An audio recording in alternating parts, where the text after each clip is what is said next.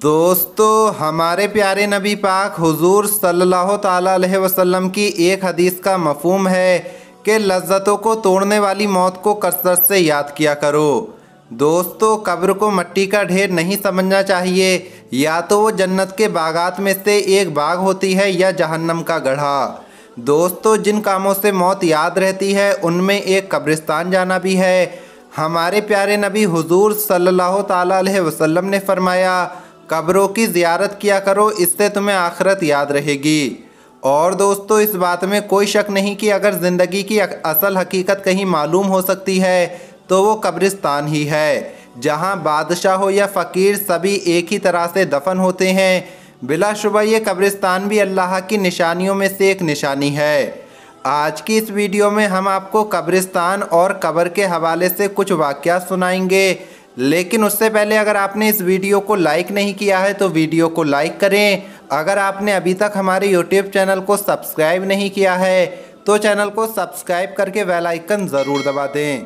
तो चलिए वीडियो शुरू करते हैं। दोस्तों, कुछ वक्त पहले मलेशिया में रहने वाली नेत्रा इस्माइल की वीडियो दुनिया भर में बहुत वायरल हुई थी। नेत्रा इस्माइल अपने वालिद से मुलाकात करने के लिए कब्रिस्तान गई थी। उनके वालिद कब्रिस्तान में काम करते हैं, कब्र वगैरह खोदते हैं।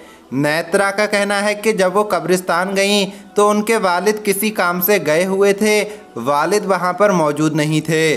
तो उन्होंने वहाँ बैठकर ऐसे ही तेज़ हवा की आवाज़ रिकॉर्ड करने के लिए कब्रिस्तान की वीडियो बनाना शुरू कर दी। और तकरीबन 15 सेकंड की इस वीडियो को जब उन्होंने बाद में देखा तो उन्हें कुछ आवाज़ों ने हैरान और परेशान कर डाला। उन्हें उस वीडियो में एक आवाज़ सुनाई दे रही थी। दबी दबी आवाज़ में कोई हेल्प हेल्प कह रहा था। उनके आसपास कब्रिस्तान में दूर दूर तक कोई मौजूद नहीं था और ऐसा महसूस हो रहा था कि जैसे ये आवाज़ कब्र के अंदर से आ रही है। बहरहाल प्यारे दोस्तों, आप ये वीडियो देखिए, आगे आपको इसके बारे में बताते हैं।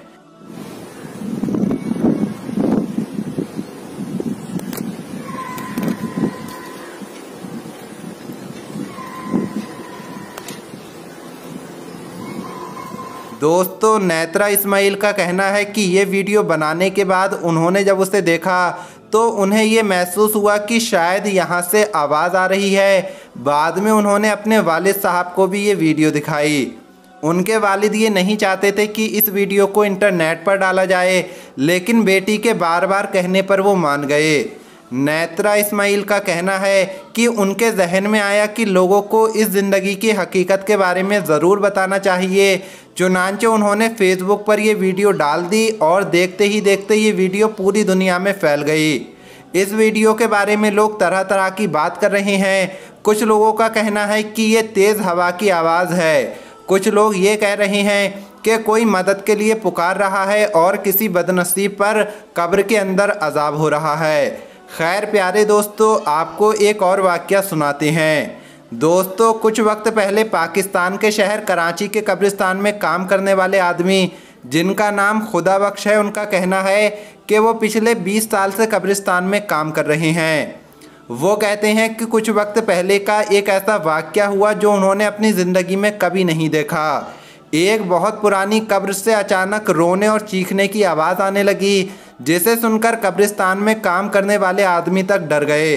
रोने की आवाज़ इस तरह से आया करती थी कि ऐसे लगता था कोई शदीद दर्द में मुब्तला है।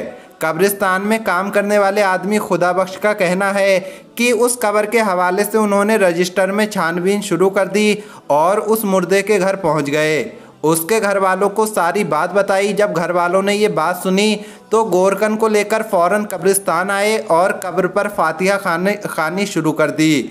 उसके बाद कई दिन तक वो लगातार कब्र पर आकर कुरान पाक की तिलावत करते रहे और फातिहा पढ़ते रहे। कब्रिस्तान में काम करने वाले आदमी खुदाबख्श का कहना है तब जाकर कब्र से चीखों का ये सिलसिला बंद हुआ है और उसके बाद आज तक ये आवाज़ नहीं आई है। दोस्तों, इसी इलाके में रहने वाले एक आदमी ने बताया, हमारे इलाके में एक बदजुबान औरत की कब्र मौजूद है। वो अपनी ज़िंदगी में घर वालों और पड़ोसियों से बदकलामी किया करती थी। जब उसका इंतकाल हुआ और घर वाले उसकी कब्र तैयार करने लगे तो खुदाई के दौरान बार बार रुकावटें आती रहीं।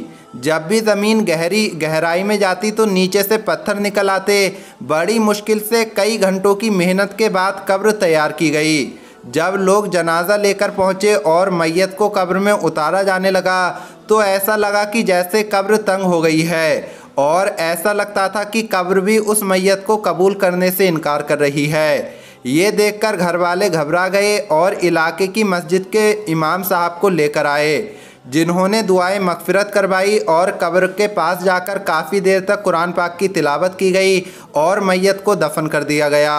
दफनाने के बाद जब फातिहा वगैरह से फारिग होकर लोग अपने घर आने लगे तो कब्र से बाकायदा रोने और चीखने की आवाज़ें आने लगीं, जिससे लोग डर गए और इस्तग़फ़ार पढ़ते हुए कब्रिस्तान से बाहर आ गए। दोस्तों, मरने के बाद जज़ा और सज़ा के अमल का होना हमारे ईमान का हिस्सा है। जिस तरह बुरे काम करने वाले नाफरमानों को अल्लाह सज़ा देता है, उसी तरह अल्लाह अपने नेक बंदों के दुनिया से चले जाने के बाद भी कुछ ऐसे वाक़यात का ज़हूर करता है जिसे देखकर लोग सुभान अल्लाह कह उठते हैं। ऐसा ही एक वाक़या भी कुछ वक्त पहले पेश आया है, जिसमें कब्र से कुरान पाक की तिलावत और अल्लाह अल्लाह की आवाज़ आती थी। कब्रिस्तान में पिछले 60 बरस से काम करने वाले गोरकर ने बताया, कुछ दिन पहले मैं एक रात कब्रिस्तान का चक्कर लगा रहा था। इतने में एक नई कब्र से पहले तो कुरान पाक की तिलावत की आवाज़ आने लगी, फिर अल्लाह की आवाज़ बुलंद होने लगी। कब्रिस्तान में रहने वाले आदमी ने बताया कि मैं खौफज़दा होकर अपनी झोपड़ी में वापस लौट गया और सुबह अपने साथियों को ये वाक़या सुनाया। उसके साथी गोरकनों ने ये कहा कि ये कब्र पिछले महीने इंतकाल करने वाले एक मौलाना साहब की है, जिन्होंने अपना घर बेचकर मस्जिद बनवाई थी और उसमें इमामत करवाते रहे। उनका इंतकाल 22 फरवरी को हुआ था और जब उनकी मैयत कब्रिस्तान लाई गई, जनाजे में इलाके के बहुत सारे लोग आए थे। गोरकर का कहना है, अब वो सुबह के वक्त इस कब्र पर जाता है और सफाई करके फातिहा खानी भी करता है। प्यारे दोस्तों, जितने भी वीडियो और वाक़यात आपके साथ आज शेयर किए गए हैं, उनका मकसद महज ये था कि ज़िंदगी की हकीकत के बारे में आपको बताया जाए। हम जो इस दुनिया में रहकर अपनी आखिरत को बुलाए बैठे हैं, तो हमारे साथ कहीं ऐसा ना हो जाए आखिरी सांसें आ जाएं और तौबा करने का मौका ना मिले। आइए हम सब मिलकर अल्लाह से दुआ करें कि जब तक हमारी सांसें चल रही हैं, हमारी ज़िंदगियां हुजूर पाक सल्लल्लाहु ताला अलैहि वसल्लम के बताए हुए रास्ते पर हम गुजारें। आमीन अल्लाहुम्मा आमीन। प्यारे दोस्तों, आज की इस वीडियो में इतना ही। अल्लाह हाफिज़।